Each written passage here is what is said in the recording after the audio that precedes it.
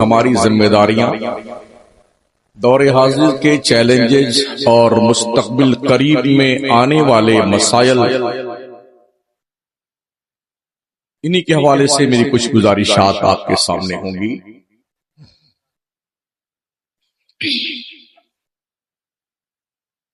تعلیم ایک ایسا اللہ کا انعام ہے جو ہر کسی کو دیا نہیں جاتا۔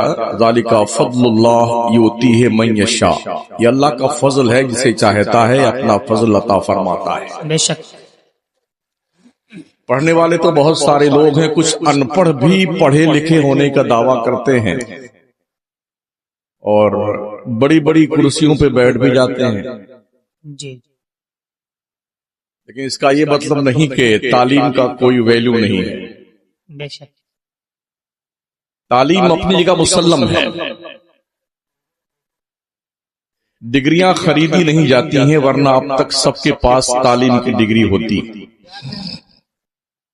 اس کے لیے پڑھنا پڑتا ہے، اساتذہ کی بارگاہ میں زانو یہ تلمذ طے کرنا پڑتا ہے، بہت مراحل سے گزرنا پڑتا ہے، پھر کہیں جا کر کے علم کا جوہر اللہ عطا فرماتا ہے۔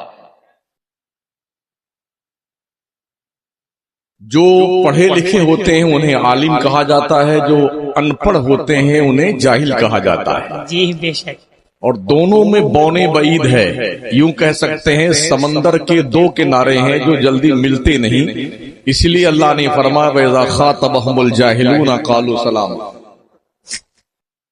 جہالت اور کفر میں بہت قریب کا رشتہ ہے۔ جہالت کی بنیاد پر آدمی کب کافر ہو جاتا ہے اسے خود پتہ نہیں چلتا ہے، تو اس لیے تعلیم بہت ضروری ہے۔ اور اس سے بڑھ کر کے انعام آپ پر کیا ہو سکتا ہے کہ آپ کے رب نے آپ سے جب پہلی بار بات کی ہے اپنے پیغمبر کے توسط سے، وہ بھی حضرت عیسیٰ پیغمبر کے آسمان پر اٹھائے جانے کے 571 سال کے بعد، تو رب کی طرف سے پہلا جو پیغام آیا تھا وہ تعلیم کا، کوالیفیکیشن کا، پڑھائی کا، ساکھرتا کا،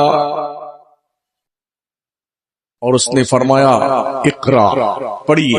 حالانکہ جس دور میں یہ پیغام آیا نا اللہ کا، اس دور میں وہاں پر جس ماحول میں یہ بیان اپنے پیغمبر کو رب نے عطا فرمایا پیغام، وہ کفر کا ماحول تھا، شرک کا ماحول تھا، بتوں کی پوجا کا ماحول تھا، عبادت سے دوری کا ماحول تھا۔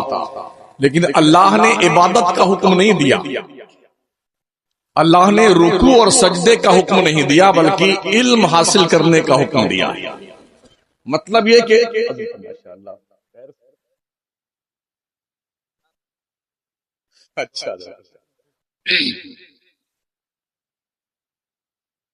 مقتضائے حال تو یہ تھا کہ اللہ عبادت کا حکم دیتا، کیونکہ اس کے برخلاف خدا کے مقابلے میں جنے کتنے خدا بنا لیے گئے تھے اور بیٹھے وہاں تھے جہاں آج ہم اور آپ جا کر کے طواف کرتے ہیں، اس گھر میں بیٹھے ہوئے تھے۔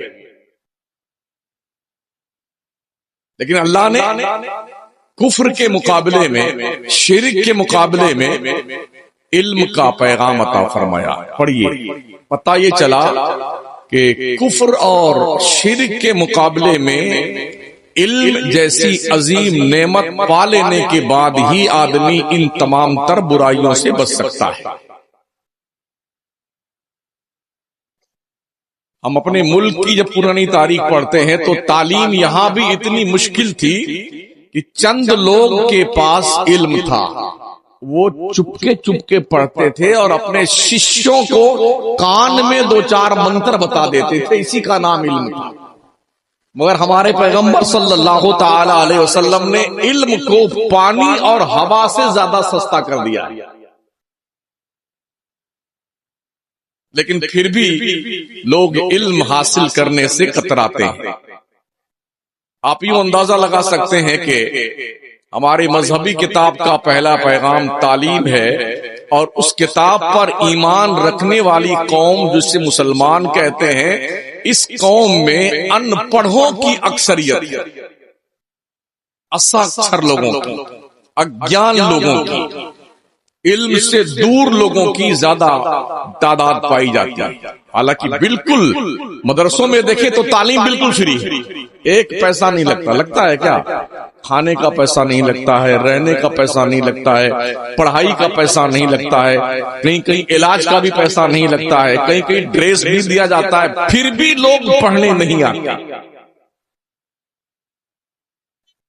اب آپ کو یا تو رسی میں باندھ کر لایا جائے مدرسوں میں پڑھانے کے لیے، یا جس طرح سے پنجرے میں طوطا اور کبوتر اور مینا کو بند کر کے رکھا جاتا ایسے لایا جائے آپ کو پڑھانے کے لیے، تب آپ پڑھیں گے۔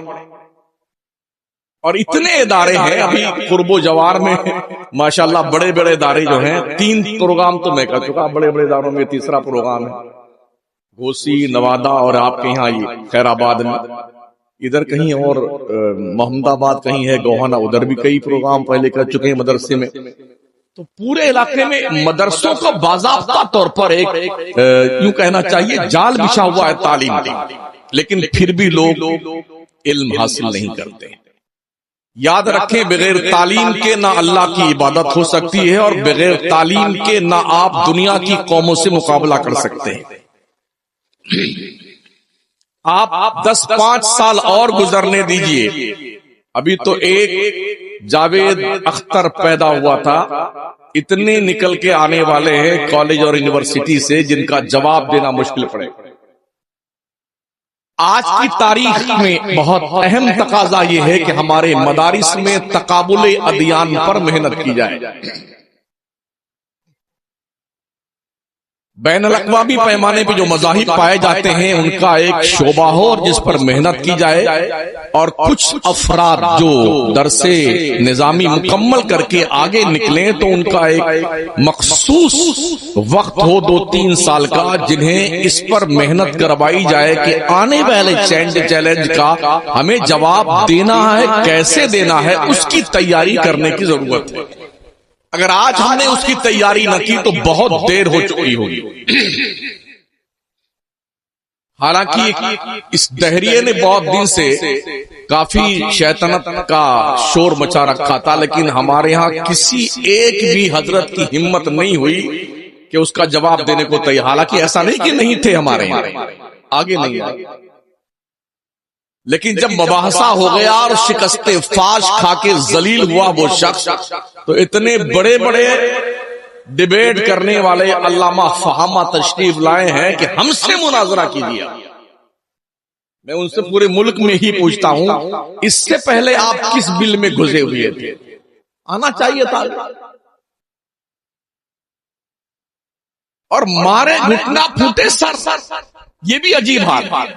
بحث کچھ ہو رہی ہے اور سوال کچھ کیا جا رہا ہے۔ ہمارے یہاں آج کل کچھ چھپا ہوا نہیں ہے، دنیا اتنی ہوشیار ہے، کم سے کم 15, 20, 50 مولانا کی تقریر سنتی ہے، کمپیر کرتی ہے، پھر کچھ اس میں سے نکالتی ہے کہ ہمیں کیا لینا۔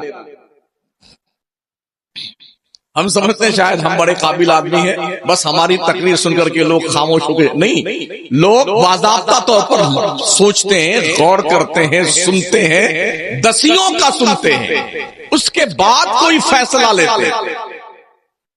باضابطہ طور پر آن لائن یوٹیوب پر اور سوشل میڈیا پر طرح طرح کی دکانیں کھلی ہوئی ہیں۔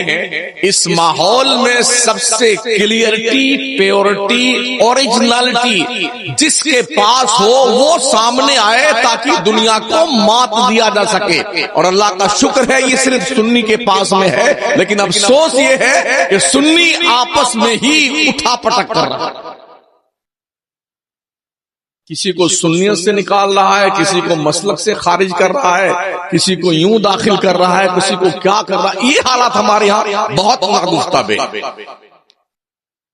ہمیں یکجہتی کے ساتھ متحد ہو کے ایک پلیٹ فارم پہ جم کر کے اسلام کے دشمنوں سے مقابلہ کرنے کی ضرورت ہے، اور اس کے لیے یہ مدارس بہت اہم پلیٹ فارم ہے جنہیں زندہ رکھنا بہت اشد ضروری ہے۔ ہم بھی کشمیر سے کنیا کماری تک جاتے ہیں، بہت ساری جگہوں پہ دیکھا جلسہ جب ہوتا